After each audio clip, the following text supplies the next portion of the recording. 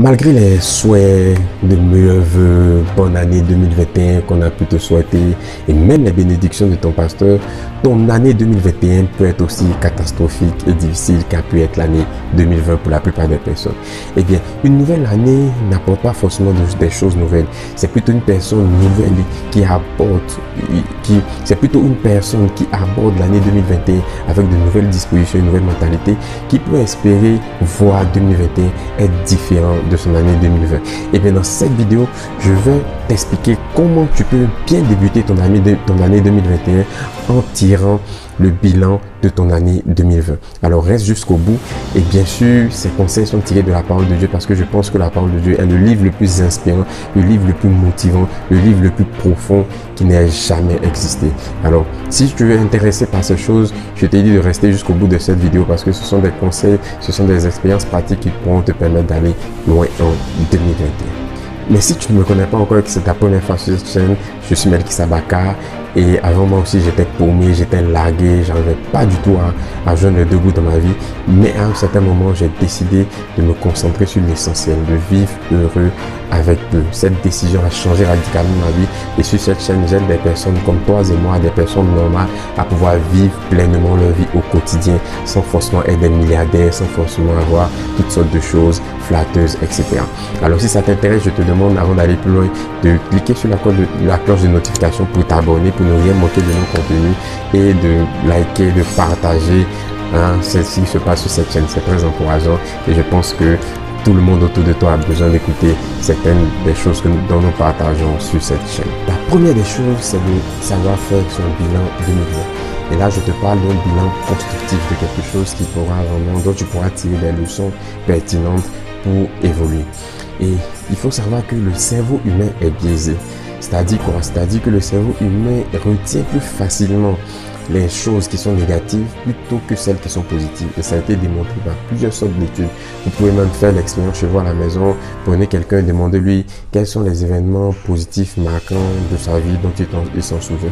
Il vous fera une liste et demandez-lui quels sont les événements négatifs. Vous verrez à 90% de chances que les éléments négatifs soient plus nombreux que les éléments positifs. Pourquoi? Parce que le cerveau humain a évolué au fil des années, au fil des siècles. Donc, il interprète les événements négatifs comme des choses qui ne doivent plus se répéter, qui sont menaçants pour son environnement. Du coup, il met plus l'accent sur ces choses négatives là en mode ça ne doit plus m'arriver, ça ne doit plus encore se passer comme ça, je ne dois plus revivre ce genre de choses. Et il oublie les petites choses positives qui ont pu marquer sa vie. Alors, toi et moi, nous ne devons pas être comme ces 90% de personnes. Si nous voulons vivre heureux avec eux, si nous voulons évoluer, nous devons penser différemment. Et je ne cesse de te le répéter sur cette chaîne. Et c'est pour cela que la parole de Dieu nous donne cette instruction. Je vais vous la lire dans le psaume 103 à partir du verset 2. La Bible dit: mon âme bénit l'Éternel et n'oublie aucun de ses bienfaits. Et là, c'est David qui parle. Alors, pourquoi est-ce que David fait cette prière à son âme? Il se parle à lui-même déjà et dit: bénis l'Éternel et n'oublie aucun de ses bienfaits. Parce que c'est important de se souvenir des choses positives. Et le bilan que nous allons faire pour cette année qui s'est écoulée, l'année 2020, je vais te demander, au-delà de l'aspect macroéconomique mondial, de la récession, de la crise du coronavirus et de toutes ces choses qui ont pu arriver, je vais te demander d'essayer de te souvenir des choses positives qui te sont arrivées à toi dans ta vie personnelle. Ou du moins, en tout cas aussi à tes proches, en tout cas des personnes qui sont très proches de toi, dont le bonheur a pu t'influencer. D'accord? Donc tu vas essayer de te souvenir de ces choses positives. Tu vas te souvenir des bienfaits de l'Éternel. Tu vas te souvenir des bonnes choses qui te sont arrivées. Qu'est-ce qui s'est passé de bon dans cette année 2020, qu'est-ce que tu as pu vivre, etc. Rappelle-toi simplement, prends juste 1-2 minutes et essaie de te souvenir des bienfaits de 2020. Voilà, qu'est-ce que tu as pu retenir de 2020? Qu'est-ce qui a été positif en cette année? Il s'agit juste de te remémorer ces choses et à partir de là, maintenant, on pourra essayer de faire notre bilan. Le bilan à partir des choses positives vers ce qu'on n'a pas pu réaliser. pas dans le sens de nous accabler, de nous accuser, mais dans le sens de s'améliorer. Alors, donc la première des choses, c'était faire le bilan. La deuxième des choses, c'est se remémorer les objectifs que j'avais en 2020. Donc, moi, par exemple, je me suis fixé certains objectifs en 2020. Et donc, quand j'essaie de me remémorer ces objectifs, il y en a que j'ai pu réaliser par la grâce de Dieu, il y en a que je n'ai pas pu aussi faire. Donc, du coup, ça me permet de faire un bilan. Si toi, malheureusement, tu n'avais pas ces objectifs en début d'année 2020, essaie simplement de te souvenir de ce dont tu as désiré au cours d'année 2020. Qu'est-ce que tu as voulu faire? Qu'est-ce que tu as désiré faire? Et puis, c'est de te poser des questions pour savoir, est-ce que j'ai pu réaliser ce que je voulais? Est-ce que j'ai pu réussir à faire telle ou telle chose, ce dont j'avais envie? Est-ce que j'ai pu le faire? Si oui, j'ai pu, ok, super. Sinon, pourquoi est-ce que je n'ai pas pu le faire? Voilà. C'est vraiment de se poser des questions simples. Il faut aimer se poser des questions, mes amis, mes frères, mes soeurs, vous qui suivez cette chaîne. La plupart des changements viennent des questionnements. Comment faire pour améliorer son quotidien? Toutes les grandes découvertes sont parties de là, du questionnement. Donc, aimez vous poser des questions et essayez de comprendre les choses et ça va vous permettre d'en tirer des leçons qui sont, je vous assure, bénéfiques pour votre avenir. Il faut se remémorer les objectifs qu'on avait en 2020, ce qu'on désirait avant en début 2020, voilà, et pouvoir faire son bien. Et pour vous aider, en fait, je vais vous présenter certainement ce tableau-là de Josiane Ogoli que j'ai trouvé super. Voilà, j'ai apporté juste certains additifs, mais j'ai trouvé que c'était vraiment très bien fait pour nous aider à faire le bilan de manière simple et de manière pratique. Donc, si je regarde ici, c'est que je regarde sur l'ordinateur, voilà. Donc, un questionnement, c'est un questionnement, mon bilan de fin d'année, un questionnement en 5 étapes pour comprendre son année et fixer ses futurs objectifs. Donc, pour faire son bilan, d'abord, première question, en 2020, qu'est-ce que j'ai fait de mieux qu'en 2019? Voilà, donc, il faut se poser cette question. Il y a deux grands tableaux, 2019 à gauche, 2020 à droite, et il faut simplement cocher, remplir, voilà, les différentes colonnes. Donc la deuxième question à se poser, qu'est-ce que j'ai appris en 2020? Il y a eu des situations difficiles, il y a eu ce qui s'est passé, mais de ces choses-là, qu'est-ce que j'ai pu apprendre? Troisième question, qu'est-ce que j'ai pu accomplir en 2020? Malgré les difficultés, est-ce qu'il y a des choses intéressantes que j'ai pu quand même réaliser, voilà, pour mon année? Donc 3, qu'est-ce que j'ai accompli en 2020? Et 4, mes objectifs ont-ils été atteints?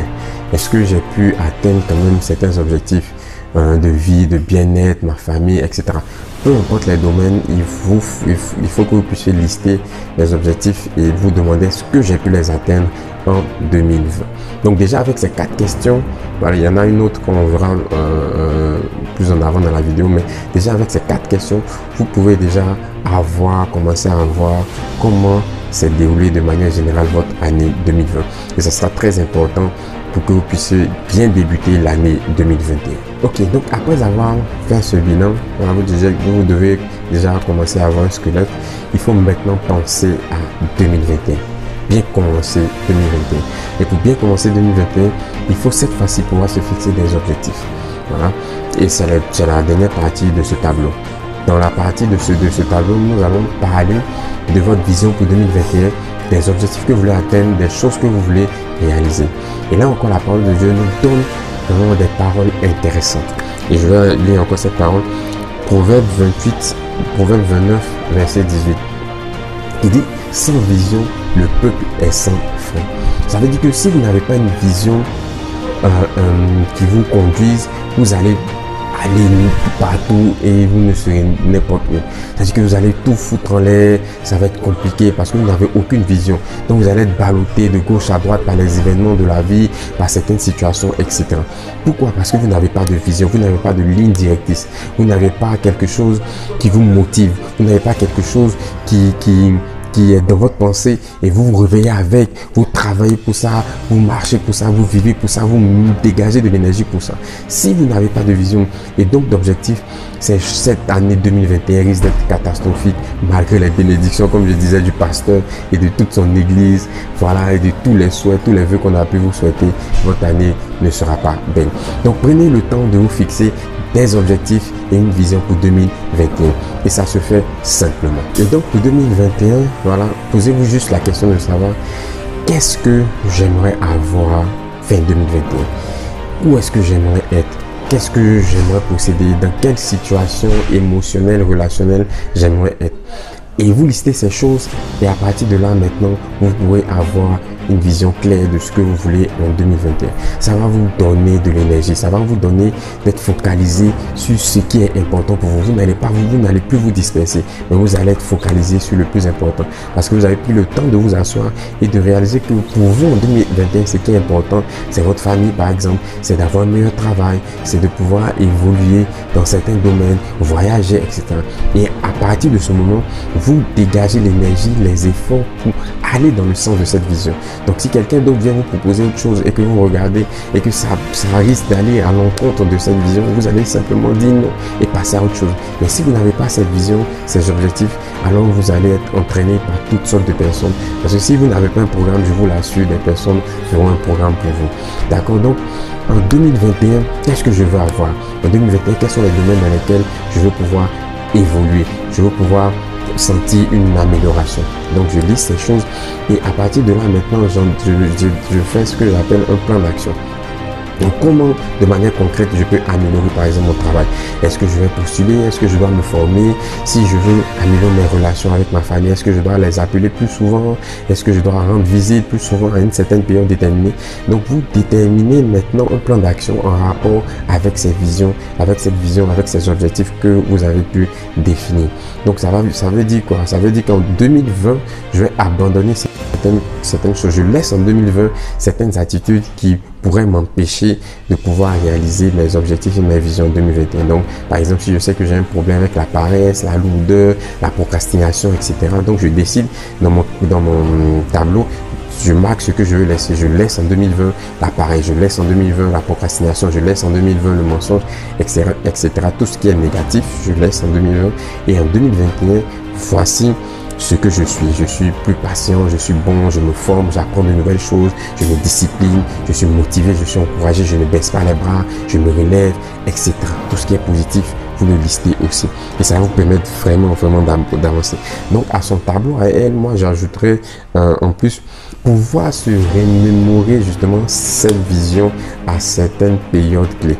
Moi, j'ai fait l'erreur de ne pas me rappeler souvent les objectifs que je m'étais donné début 2020 à cause des difficultés. Et lorsque j'ai regardé le cahier où j'avais marqué certains objectifs, je n'ai pas pu les atteindre parce que je les avais oubliés. Ça m'était sorti de la tête. Donc du coup, il est intéressant de pouvoir se remémorer les objectifs qu'on se fixe, les visions qu'on se fixe. Et ça, la parole de Dieu aussi est claire. La parole de Dieu nous donne ce verset dans Habakkuk chapitre 2 à partir du verset 2, dit qu'on lise fréquemment la prophétie et qu'elle soit couramment lue. Donc ça veut dire que les visions qu'on se donne, les objectifs qu'on se donne, on doit pouvoir les voir, ça doit pouvoir être accessible. Donc est-ce que j'écris ça en grand sur mon tableau quelque part, que je colle dans ma chambre? Est-ce que je marque ça en note dans mon téléphone, etc. Chacun trouve sa méthode, mais il est important d'avoir cette vision et puis ces objectifs de 2021 apportés. Comme ça, à chaque fois, je peux me remémorer est-ce que je suis, est-ce que sur l'année, je voulais, par exemple, dans le premier trimestre, à la fin du premier trimestre, donc au niveau de mars, pouvoir voyager. Je suis presque à mars. Est-ce que je suis en train de réaliser ces objectifs, etc. Donc, c'est vraiment important de pouvoir se remémorer les visions, les objectifs qu'on aura en 2021. Et donc à partir de là maintenant, j'essaie de me donner les moyens pour y arriver. J'essaie de me battre, j'essaie d'évoluer, de me développer. Vraiment, je fais ce que je trouve nécessaire, important pour pouvoir réaliser mes objectifs en 2021. Alors c'était vraiment cette vidéo que je tenais à partager avec vous et je tenais aussi à vous souhaiter également une excellente année 2021, une année de grâce et de faveur. Voilà, c'est vraiment pour ces personnes qui suivent la chaîne, je vous dis merci de la suivre, merci de partager nos vidéos, que cette année 2021 soit une belle année pour vous, que vous puissiez vivre heureux là où vous êtes dans le monde. Et vraiment merci, merci, merci. Et on se retrouve prochainement pour une autre vidéo.